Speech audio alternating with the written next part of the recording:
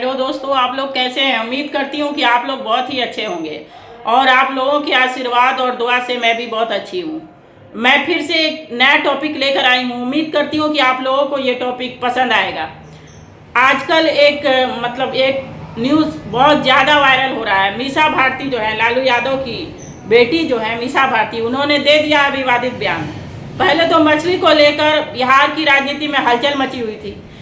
अब जो है मीसा भारती ने दिया है एक भड़काऊ भाषण दे दिया है, जिससे जो है बीजेपी फिर से परेशान हो गई है। मैं बार बार कह रही हूँ कि क्या आरजेडी ने बीजेपी को परेशान करने का ठेका ले लिया।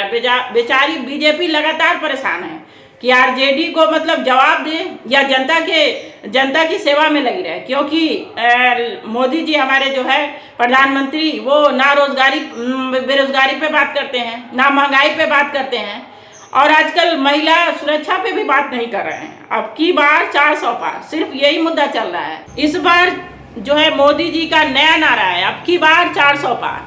15 लाख वाला जो है नारा वो पुराना हो गया है लग रहा है, इसलिए मोदी जी हमारे जो है माननीय प्रधानमंत्री जी, वो इस बार 15 लाख वाला वादा नहीं कर रहे हैं। लेकिन हम लोगों को क्वेश्चन पूछना होगा, क्या इस बार सरकार बनी तो 15 लाख अकाउंट में आएगा? और जो काला धन विदेश चला जा चुका है वो इंडिया में आएगा कि नहीं? इस मुद्दे पर भी हम लोग को मोदी जी से बात करना चाहिए, क्योंकि जैसे वो अपनी राय रख रहे हैं वैसी जनता को भी अपनी राय रखना चाहिए।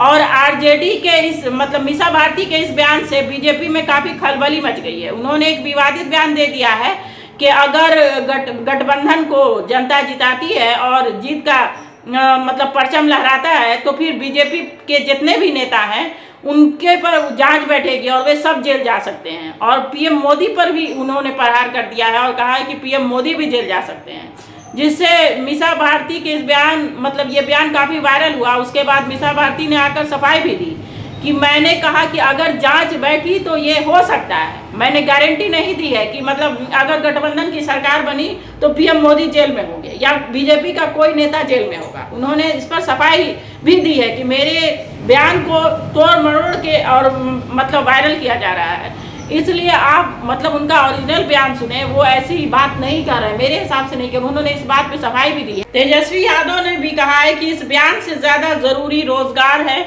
इस बयान से ज़्यादा ज़रूरी महंगाई है, इस बयान से ज़्यादा ज़रूरी बहुत सारा टॉपिक है जिस पे पीएम मोदी बोलेंगे तो ज़्यादा अच्छा होगा। लेकिन फिलहाल इस बयान को बहुत ज़्यादा वायरल किया जा रहा है, क्योंकि बिहार की राजनीति में अभी घमासान मचा हुआ है, क्योंकि चुनाव का पहला चरण जल्द ही है। इसलिए बीजेपी ताक में है कि आरजेडी की तरफ से कोई भी बयान आए ऐसा जो पूरा हवा बनाया जाए। और अभी नवरात्रि का पावन त्योहार चल रहा है, जिसको लेकर ही मछली पर विवाद हुआ था, जबकि वो 9 तारीख से नवरात्रि शुरू हुआ और 8 तारीख को मछली का जो पिक्चर था वो 8 तारीख का था, जो तेजस्वी यादव ने डाला था। लेकिन उस पर बहुत ज़्यादा हंगामा हुआ, जबकि बिना पढ़े बिना जांचे, और उस पर बीजेपी ने पीएम मोदी ने तक इस पर बयान दिया है। आप इस पर सर्च नहीं किया, पीएम मोदी तक इस पर बोल दिए हैं।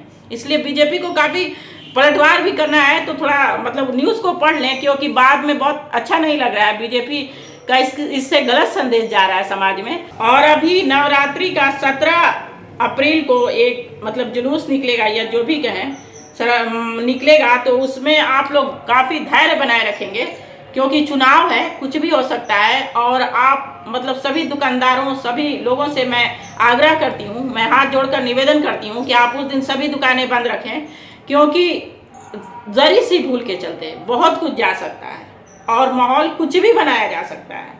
इसलिए आप उस दिन जो भी कार्यक्रम होगा उन लोगों के द्वारा, उसको शांतिपूर्वक मनाने दें, क्योंकि सबका त्यौहार है और सबको अपने त्यौहार को मनाने का छूट है।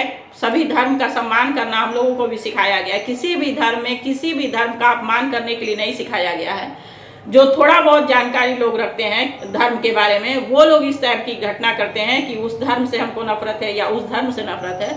लेकिन जो शिक्षित हैं, जो अच्छे परिवार के लोग हैं, वो कभी भी किसी धर्म का अपमान नहीं करते हैं। वो बहुत सोच समझ कर बोलते हैं, क्योंकि कोई भी धर्म किसी भी धर्म का अपमान करने के लिए नहीं बोलता है। जब आप किसी भी धर्म को अच्छे से पढ़ेंगे तभी इसकी जानकारी मिलेगी।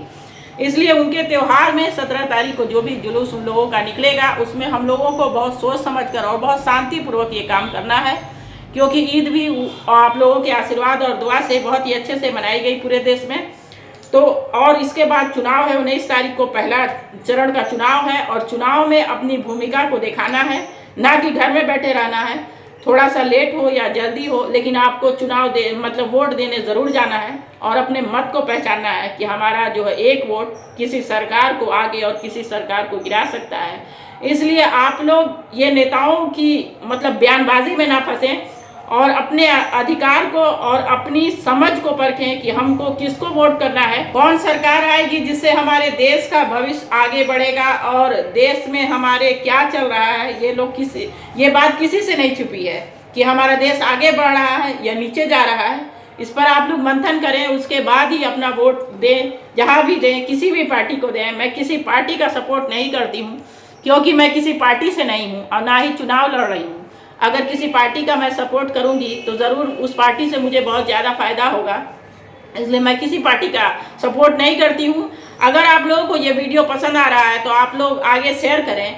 और मैं आरजेडी से ये कह रही हूँ कि आप पता नहीं क्या क्या ला देते हैं कि बीजेपी पूरा बिहार में परेशान हो जा रही है, उसको बार बार एक्शन मोड में आरजेडी ला दे रही है। पहले जो है मछली वाला कांड हुआ तो बीजेपी एक्टिव मोड में आ गई। फिर एक और हुआ है कि मतलब ऑरेंज खा रहे थे हेलीकॉप्टर में तेजस्वी यादव, तो वो बोले कि ये मतलब ऑरेंज कलर का ये छिलका है, इसको अगर ज़मीन में फेंकेंगे तो इससे भी तकलीफ मत हो जाए किसी को। तो बड़ी फेंकने में भी सोचना पड़ रहा है। पता नहीं लालू यादव के परिवार में क्या है कि बार बार ऐसा बयान आ जा रहा है कि बीजेपी को बार बार पलटवार करना पड़ रहा है। तो इस तरह के बयानों से आप लोग मतलब इधर उधर नहीं होंगे, क्योंकि ये नेताओं का बयानबाजी चलता रहेगा। जब तक चुनाव हो नहीं जाता है तब तक बयानबाजी लगातार चलता रहेगा। लेकिन हम लोगों को उस तरफ ध्यान से हटाकर हम अपने वोट पे ज़्यादा ध्यान दें और हम अपने देश पर ध्यान दें कि हमारा देश सुरक्षित हाथों में जा रहा है कि नहीं।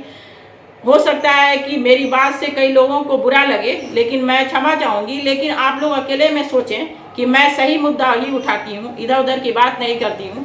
तो आप लोगों को अगर वीडियो पसंद आ रहा है तो आप लाइक करें, सब्सक्राइब करें और आगे शेयर करें। धन्यवाद।